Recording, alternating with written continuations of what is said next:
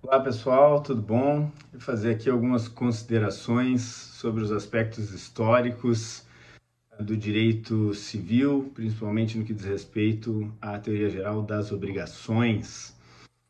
As relações de mercado e a sua regulação hoje tem basicamente a sua fundamentação construída a partir do momento da Revolução Francesa, que organizou e sistematizou o direito civil europeu, que serviu de fundamento para o direito brasileiro, nesse período histórico, a partir de 1779, que derrubou os monarcas absolutistas, uma vez que a burguesia não conseguia o poder almejado no intuito de sedimentar o livre comércio na Europa. Então, os monarcas detinham o poder de império e a burguesia que pretendia, então, que o comércio não fosse sobretaxado, que ampliar, né, a rede desse mercado, não conseguia uma maior influência no poder público e armou a população de miseráveis, né, les miserables, do Victor Hugo, para que derrubasse esses monarcas absolutistas e, depois de guilhotiná-los, chegou ao poder e, e passou a se comportar de modo muito semelhante, né? É sempre perigoso quem diz que vai guilhotinar os guilhotinadores, né? Sempre desconfiem, porque vão se comportar de modo muito semelhante. Robespierre, depois de guilhotinar o Danton, acabou se comportando de modo muito semelhante e colocando no poder os militares que, capitaneados aí pelo Napoleão, passaram a dominar e impor os seus valores na Europa. No que diz respeito ao direito civil, houve uma organização e uma uniformização muito grande na Europa. Isso porque o direito era consuetudinário e, portanto, cada vilarejo, cada cidade tinha um direito e para o mercado isso gerava uma insegurança muito grande. Então era importante que houvesse uma segurança jurídica que permitisse esse livre comércio para além de qualquer fronteira, o que permitiu a ampliação, né, desse comércio e a burguesia, assim, então, ampliou, né, o mercado. O Código Civil de 1804, partindo da ideia de igualdade, né, égalité, portanto, igualdade entre nobres e plebeus, para que o Estado não desse um tratamento preferencial a determinados indivíduos, então todos são iguais perante a lei, fez com que o Estado se afastasse das relações privadas. Então, as relações particulares, o contrato faz lei entre as partes. O Estado só pode fazer leis para todos os cidadãos, mas os indivíduos que têm direito de propriedade podem, através do contrato, negociar esse seu patrimônio e, com isso, através da liberdade, liberté, dispor sobre esse seu patrimônio e, assim, ampliar, né, o seu patrimônio através do mercado. O Código Napoleônico, o Código Civil, trouxe uma regulamentação quanto às obrigações, às relações de crédito, né, o direito pessoal de crédito, que é muito semelhante ao que se estuda hoje no direito civil clássico e aquilo que é trazido pelo nosso Código Civil, inclusive. Só que nesse período histórico se entendia que a igualdade material era um fato social.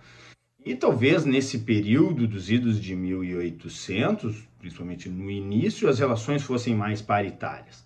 Ocorre que, com o passar dos anos, principalmente depois da Revolução Industrial, se percebeu uma grave assimetria nas relações mercantis. E o contrato que antes tinha como pressuposto a ideia de que o suporte fático seria construído a partir de um acordo de, entre indivíduos em condições iguais, passa a ser elaborado unilateralmente, né? E em uma situação onde um dos contratantes tem um poder de barganha muito maior, né? Então, há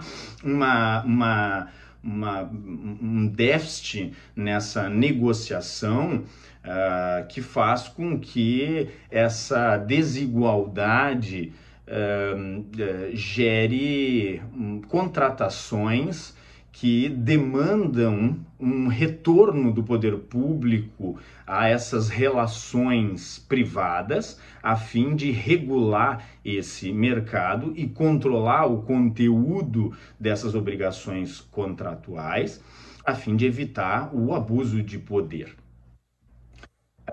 Isso se dá principalmente em razão da Revolução Industrial, porque se nesse período histórico da Revolução Francesa os contratos eram elaborados entre indivíduos que manufaturavam os seus produtos, né?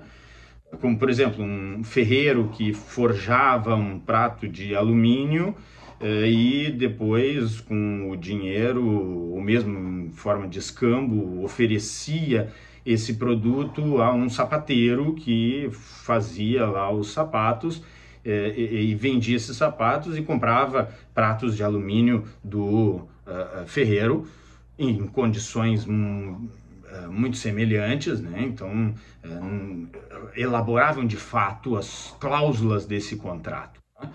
Então sentavam em uma mesa e elaboravam as cláusulas do contrato. Nem sempre o contrato é um contrato, a gente fala em contrato, já imagina logo um papel com cláusulas escritas, né? O contrato pode ser informal, pode ser simplesmente oral, mas havia uma igualdade, né, nessa relação. E com o passar dos anos, o ferreiro, que era um empreendedor, que tinha capital, depois da Revolução Industrial, pôde investir em uma máquina capaz de produzir aqueles mesmos pratos de alumínio em uma escala massificada, né, em uma escala massiva. Então, se ele, quando manufaturava, produzia 6 pratos por dia, agora, depois de empreendendo, investir dinheiro em uma máquina, podia produzir 600 pratos por dia. E aí os outros ferreiros da região não tinham como competir com o preço que ele ofertava em razão da massificação da produção. E passaram a se adaptar, né, ao novo mercado, né? Então tinha as novas tecnologias, né? E deixaram de exercer o seu ofício e foram aprender a lidar com esse novo maquinário, né? Foram aprender então a apertar o parafuso dessa máquina, colocar óleo nessa máquina, para ser contratado por esse ferreiro que tinha o capital para comprar a máquina que produzia 600 pratos por dia. E foram contratados para trabalhar com o sujeito que comprou esse maquinário. Esses contratos, claro, eram tratados como uma relação paritária, então eram em tese elaborados em condições de igualdade. E com o passar dos anos, essas contratações, que na época não se falava em relação de trabalho, eram prestações de serviço, mas eram contratações que eram unilateralmente elaboradas. E essa liberdade plena passou a justificar abusos por parte de quem detinha esse poder econômico, né? Um exemplo foi o caso Lochner, em 1901, quando em Nova York o Baker Act foi editado no sentido de limitar as cláusulas contratuais que impunham obrigações aos padeiros contratados, porque as cláusulas eram abusivas no sentido de impor obrigações de trabalho que estavam ferindo a saúde, a integridade física e até a vida desses trabalhadores. Só que o Lochner, que era o proprietário da maior rede de padarias, né, dos Estados Unidos, era um milionário que entrou com uma ação direta de inconstitucionalidade na Corte Constitucional Americana, e estamos falando em 1901, então não há que se falar em direito social, direito do trabalho ou algo do gênero, então era um contrato de prestação de serviço nos Estados Unidos, né? Então um país que é reconhecidamente o berço do liberalismo, e evidentemente a Corte Constitucional Americana, entendendo que havia um risco muito grande do poder público interferir em relações privadas, entendeu que de fato o Baker Act era inconstitucional e não poderia o poder público controlar o conteúdo dessas cláusulas, e portanto voltou atrás, entendendo que poderia o contratante colocar as cláusulas que bem entendesse, e voltaram os padeiros então a trabalhar muitas horas por dia em fornos subterrâneos com temperaturas altíssimas, né? Então, só durante o século XX é que se reconheceu que a igualdade material não é um fato social e que ela deve ser buscada através da isonomia, que é tratar igualmente os iguais, a proposta do Código, mas desigualmente os desiguais na medida de sua desigualdade, que é a ideia da era dos estatutos. Então começam a surgir o Código de Defesa do Consumidor, as leis trabalhistas, enfim, tantas outras legislações que tinham como propósito resgatar essa igualdade perdida, né? No âmbito da teoria geral das obrigações, isso também refletiu nas leis especiais. Mas no âmbito do Código Civil, que a gente estuda aqui, a ideia é a regulação das relações em geral que se mantêm paritárias.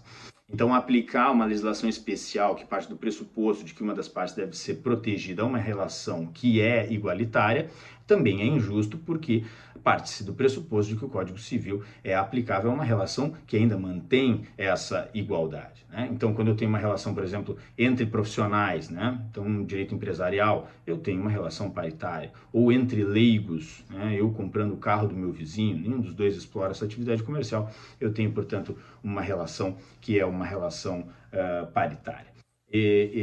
A não ser quando eu tenho, então, a incidência de uma legislação protetiva, e aí eu tenho um profissional diante de um leigo, e aí o avanço desse ato de consumo serviu justamente para que esse trabalhador que antes participava só da linha de produção, em razão dessa ampla produção, teve que dar uma nova contribuição agora ao final, né, dessa cadeia, ao consumir também esse produto, né? Então, esse trabalhador que antes era visto só nas suas necessidades mais básicas, agora, em razão da democratização ao acesso aos bens de consumo, que antes eram destinados só a uma aristocracia específica, ao longo do século XX passou a ser destinada ao grande público, né? Essa busca por novos mercados consumidores fez com que o direito das obrigações passasse a ser cotidiano, né? Então ele está muito presente na vida de todos nós. É muito difícil passar um dia inteiro sem ser credor ou devedor de alguma relação, né? Então, diariamente nós fizemos parte de uma relação obrigacional, notadamente em uma sociedade de consumo. E quando eu tenho uma produção tão massiva, né, é necessário que esse ato de consumo, que é um ato de obrigação, né, é uma relação obrigacional, seja praticado com a frequência e a intensidade que nós temos percebido na sociedade de consumo moderna de massa, né?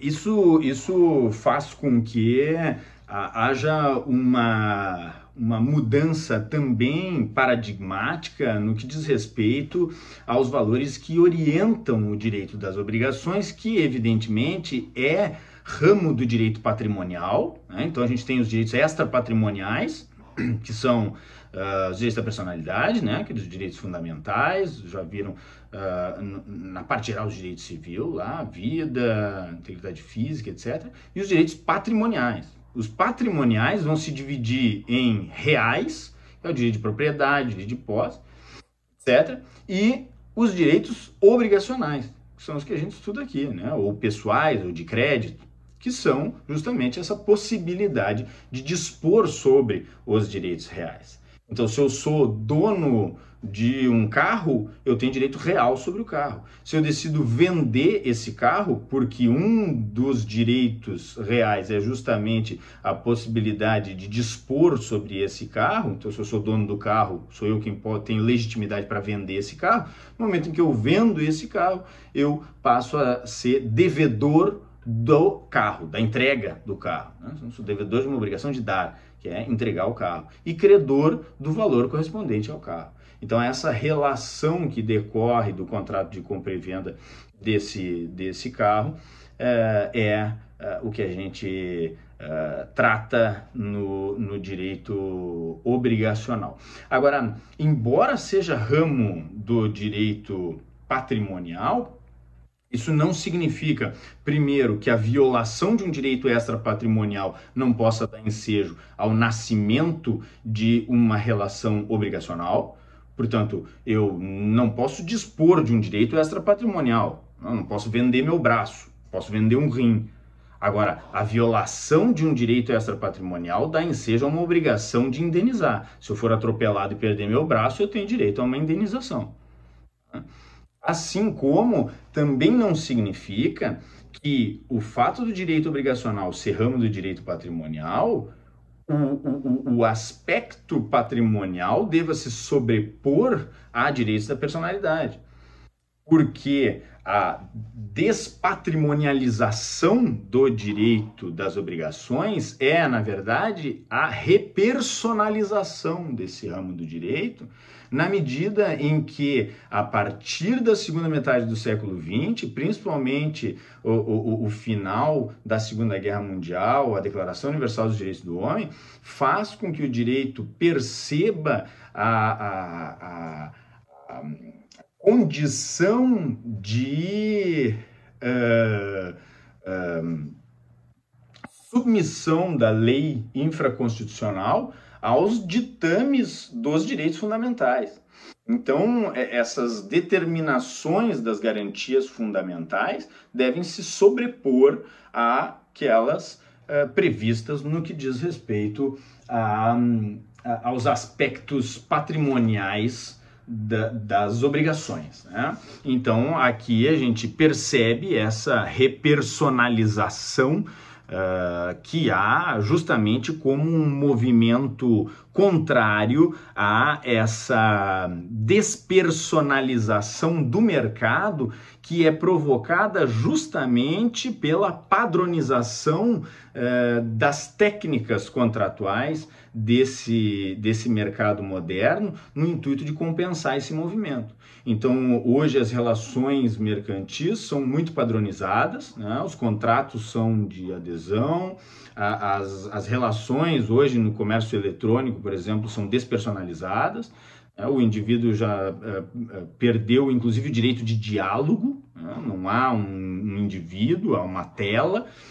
O sujeito não tem pleno exercício da sua autonomia privada na formação dessa obrigação, na medida em que não elabora as cláusulas do contrato, mas só adere a essas cláusulas.